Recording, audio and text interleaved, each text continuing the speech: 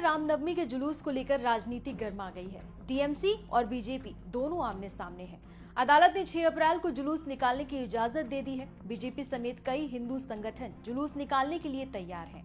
अब टीएमसी भी जुलूस निकालने जा रही है। डर बस यही है कि हालात बिगड़े ना। हालांकि बंगाल सरकार ने सुरक्षा एजेंसियों को हाई अलर्ट पर रखा है। पश्चिम बंगाल के उत्तर 24 परगना के गोबरडांगा इलाके में रामनवमी की शोभा यात्रा की तैयारियों के दौरान कुछ तनाव पैदा हो गया। बताया जा रहा है कि कुछ लोगों ने पूजा के पंडाल और मूर्तियों में आग लगा दी। ये घटना बरगुम कचहरी बारी इलाके में हुई है, जहां अग्रदूत संघ क्लब पिछले 40 साल से बसंती पूजा का आयोजन कर रहा है। कुछ लोग सुबह सुबह जग गए और देखा कि आग पंडाल के पीछे लगी हुई थी।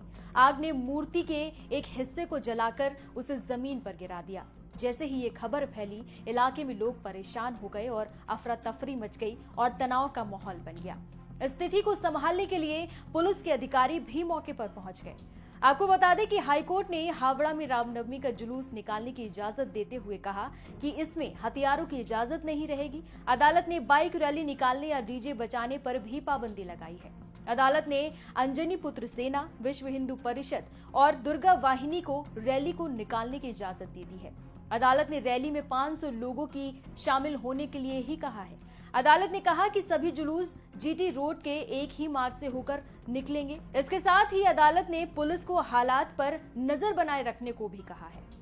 दरअसल हावड़ा में रामनवमी पर शोभा यात्राएं निकालने की परंपरा है। इस दौरान विवाद भी होते रहे हैं। पुलिस ने इस साल सुरक्षा को ध्यान में रखते हुए जीटी रोड के रास्ते पिछले 15 सालों से चली आ रही पारंपरिक रामनवमी शोभा यात्रा की इजाजत देने से इनकार कर दिया था। पुलिस के इस आदेश के खिलाफ अंजनी पुत्र सेना नामक के हिंदूवादी संगठन ने हाईकोर्ट का दरवाजा खटखटाया था। अब आपको बताते हैं कि राम पर कैसे बढ़ा बंगाल में विवाद। पूरा बवाल टीएमसी विधायक मदन मित्रा के उस बयान के बाद शुरू हुआ, जिसमें उन्होंने कहा था कि अगर कोई रामनवमी के दिन तनाव पैदा करने की कोशिश भी करेगा तो वो पिटे बिना घर नहीं लौट पाएगा।